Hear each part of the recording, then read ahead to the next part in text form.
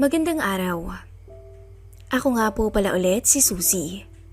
Nagbabalik upang ibahagi sa inyo ang huling yugto ng naging karanasan ko noong minsan akong nahumaling sa paggamit ng isang nauusong dating app. Kumusta ang mga bata? Tanong ng asawa ko habang nakaharap sa kanya ang kamera mula sa hindi kalayuan. Kasalukuyan na naman kasi siyang nag-aayos ng sasakyan, kung kaya hindi nito magawang makapag-focus sa usapan naming dalawa. 3 araw na rin nagpapasaway sa akin ang unit na tumahal. Kung bakit ba naman kasi sobrang tagal dumating nang mabago nang mapalitan na. Wala akong imik dahil pansin ko ang inis ng mister ko habang nagsasalita. Hindi ko tuloy mapigilan ang huwag makonsensya. Dahil habang pagod at stress ang aking asawa sa trabaho, ay wala akong ibang ginawa kagabi kung hindi lumandi sa dating app at makipag-usap sa kung sino-sinong lalaki. Sorry mahala, kung may maitutulong lang sana ako sa'yo, sabi ko.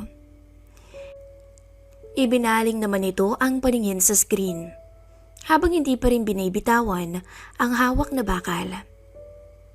Bakit parang wala ka sa mood? May problema ba, mahal? Subukan ko man kasing itago sa kanya ang namumuong luha sa aking mata. Ngunit nagawa niya pa rin yung makita. Wala naman, mahal. Naawa lang ako sa'yo. Alam mo namang ayaw na ayaw kong naghihirapan ka ng ganyan.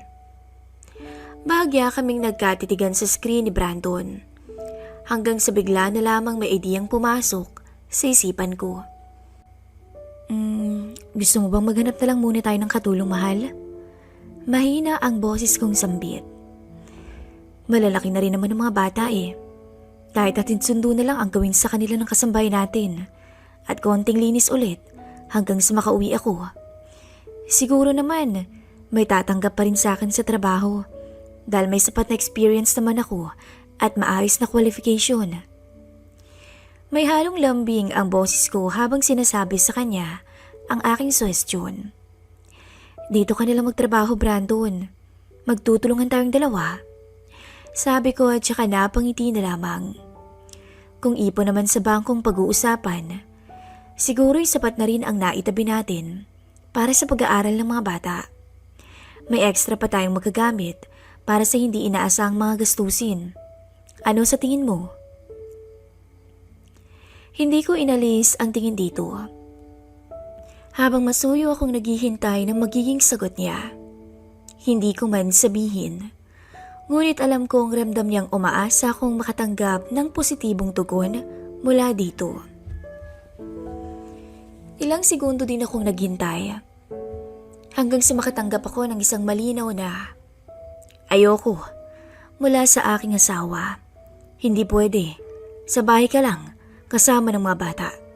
Dagdag pa nito na sabi. Nang mga oras na yun ay umaasa kung maiintindihan nito ang side ko. Ngunit naramdaman ko na lamang ang galit niya habang isa-isang sinasabi sa akin ang maaaring mangyari oras na ginawa namin ang gusto ko. Ipapaasikaso mo sa ibang mga anak natin. Paano kung saktan sila ng katulong mo habang wala tayong dalawa o pabayaan habang nasa eskwelahan? May magagawa ba yung pera mo kapag may nangyaring masama sa mga bata? Sinubukan kong pakalmahin ang aking sarili habang iniintindi ang mga hinaing ng aking asawa sa kadahilan ng ayoko sanang makipagtalo sa kanya. Pero habang tumatagal ay pansin kong may parte ng pagkatao kong nainsulto mula sa mga salitang binitawan nito. Magkano lang naman ang sasuhurin mo sa isang buwan? 15,000? Minsan mas mababa pa dahil sa dami ng mga kinakaltas. Tapos gusto mong magbayad ng katulong. Sa puntong yun, ayokong sumagot sa kanya. Dahil oras na ginawa ko yun, ay alam kong lalo lamang lalaki ang gulo. Wala rin namang mangyayari dahil sarado ang isip nito sa mga suwestyon o solusyong naiisip kong gawin. Bukas na lang tayo mag-usap kapag hindi na mainit ang ulo mo. Iyon na lamang ang nasabi ko sa kanya tsaka mabilis na pinatay ang tawag. Alam kong nakatingin siya sa screen ng mga oras na yun. At halata naman sa ekspresyon ng mukha ko ang pinaghalong inis at disappointment dito. Naiintindihan ko naman na bilang padre de pamilya ay gusto nitong siya lamang ang naghahanap buhay habang nasa bahay lang ako para asikasuhin at alalayan ang mga anak namin sa lahat ng oras. Ni minsan naman ay wala siyang narinig na reklamo mula sa akin. Sadyang nakaramdam lamang ako ng awa sa kanya kanina. Dala ng matinding sama ng loob ay sinubukan kong matulog na lamang sa pagbabakasakaling mawawala din agad ang bigat ng nararamdaman ko.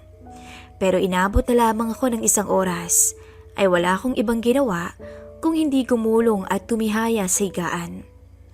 Hindi ako makatulog kahit anong gawin kong subok, kaya malamang sa malamang na trigger na naman ng stress ang aking insomnia. Sinubukan kong mag-isip ng paraan. Nagtimpla ko ng gatas, pero habang nasa kamay ko ang tasa, ay napalingon na lamang ako nang marinig ang mga magkakasunod na notification mula sa aking cellphone. Lihim akong napangiti at bigla ring napailing nang makitang nagmula yun sa dating app. Hindi pwede. Pagpipigil ko sa aking sarili dahil kanina lamang ay napagtanto kong mali ang lahat ng yun. Pero ngayon, parang may kung anong bumubulong sa aking muling buksan yun. Wala naman sigurong masama. Lilibangin ko na lang ulit ang sarili ko, pampawala ng stress kumbaga. Sinubukan kong maghanap agad ng mga kapares at hindi naman ako nito binigo. Masaya akong nakipag-usap sa Amerikanong may pangalang Austin. Hanggang sa huli ay minabuti ko ring tapusin ang usapan nang magpakita na ito ng motibo. Hinayaan kong tulungan ako ng dating app na makalimutan ang tensyong hatid ng usapan naming dalawa ng aking asawa.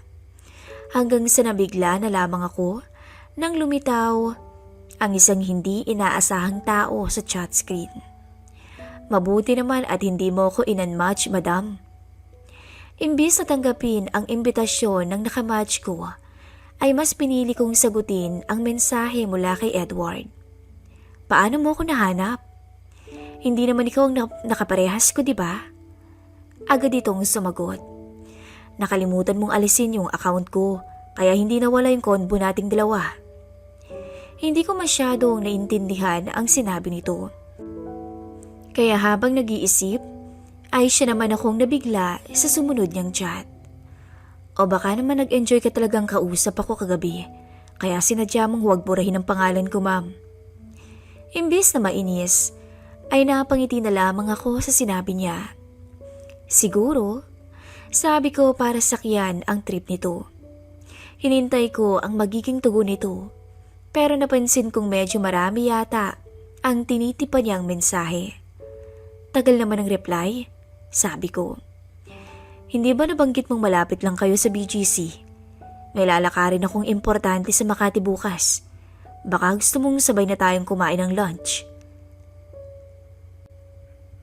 Sagot ko lahat, kahit hanggang merienda pa. Ganun na lamang kabilis na nagbago ang mood ko dahil sa sinabi nito sa chat. Saglit akong natulala sa aking kinahihigaan. Gustuin ko mang pumayag sa alok nito, pero hindi naman ako dalaga para gawin yun. Sorry, Ed. Hanggang sa dating app lang ang pagkakaibigang maibibigay ko sa'yo dahil pamilyado akong tao. Pansin kong hindi siya agad nakapag-reply. Pasensya na kung hindi ko nasabi sa'yo. Ayoko kasing maputol ang masayang usapan natin nung nakaraang gabi.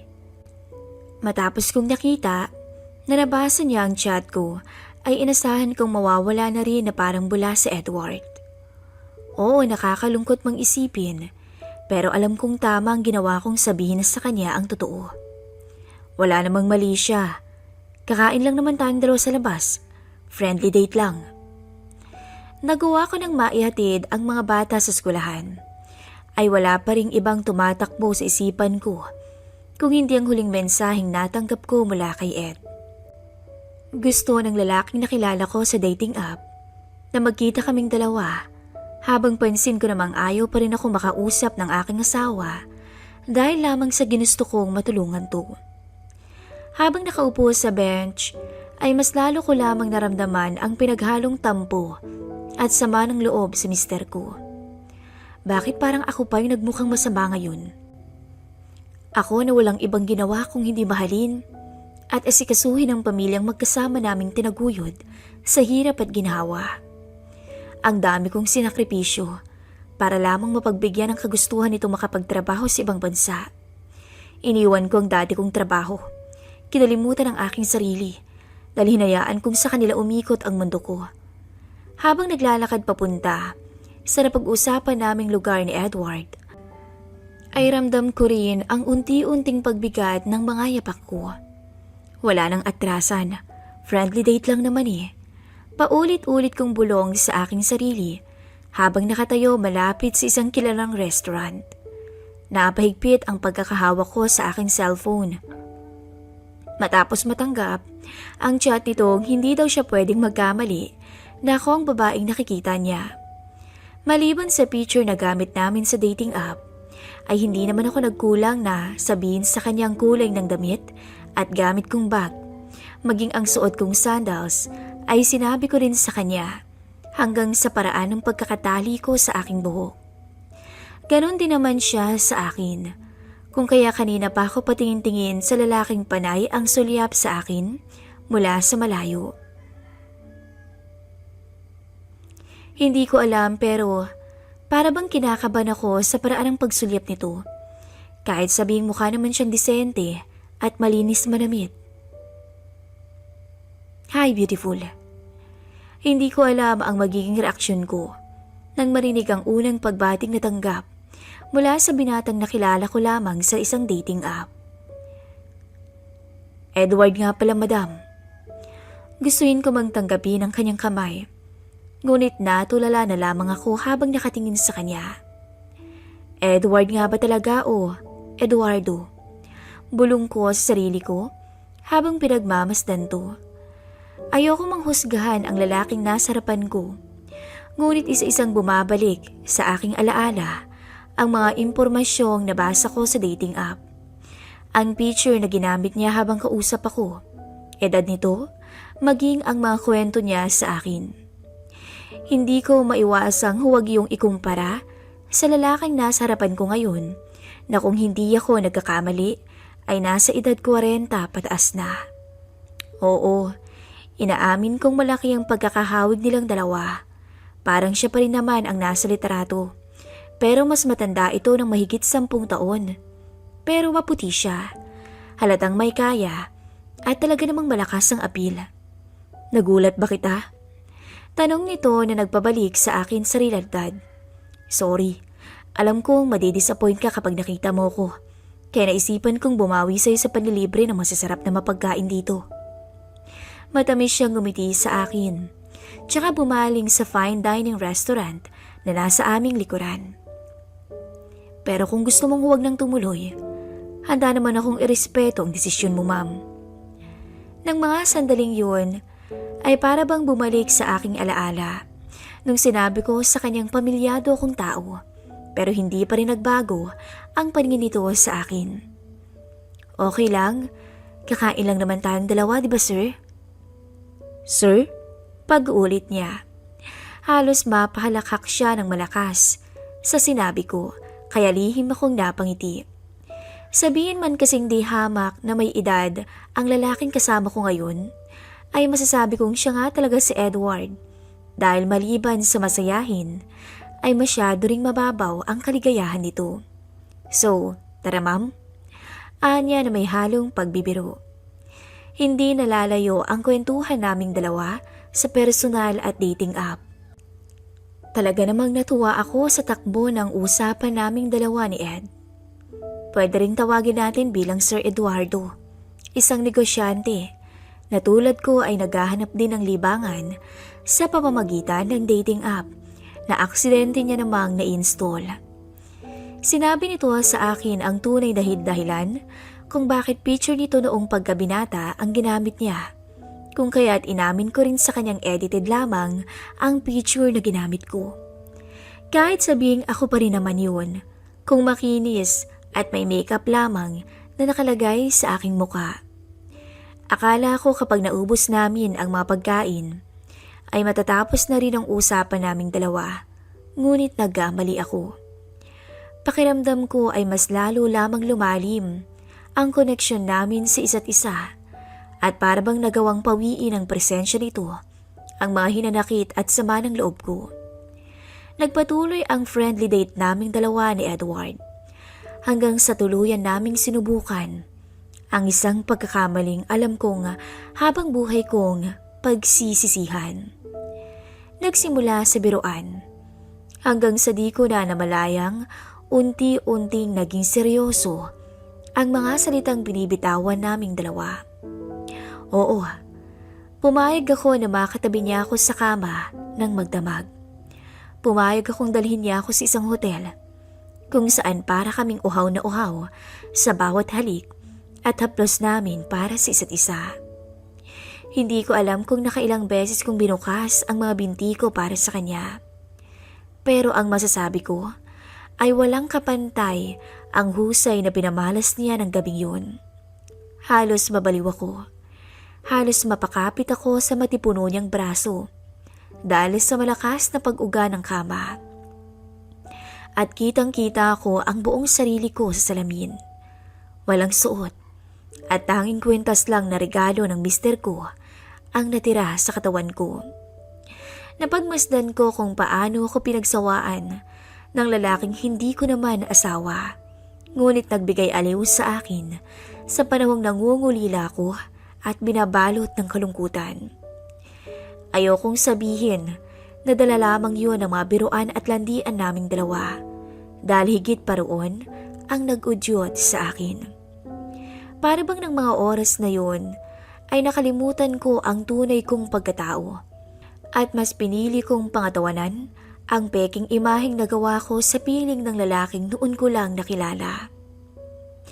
Ilang minuto matapos kong makauwi sa aming tahanan, ay minabuti kong i-check muli ang aking cellphone.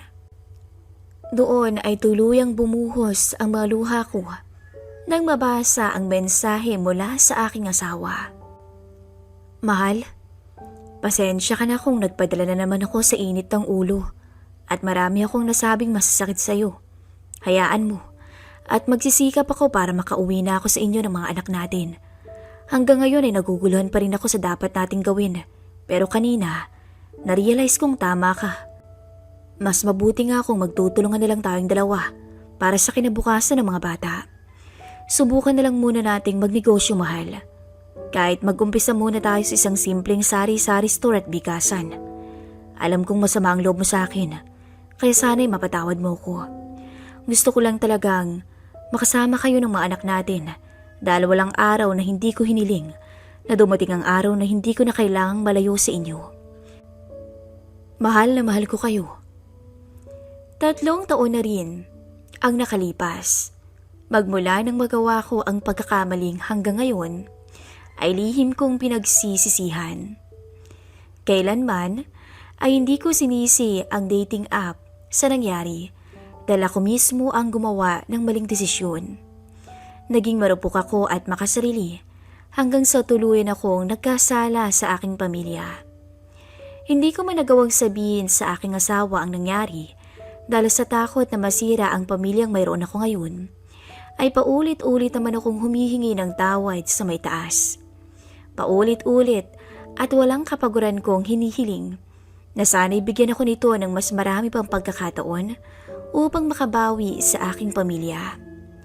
Sabihin mang imposibleng maitama ko ang mga nangyari, ay handa kong gawin ang lahat, huwag lamang silang mawala sa akin.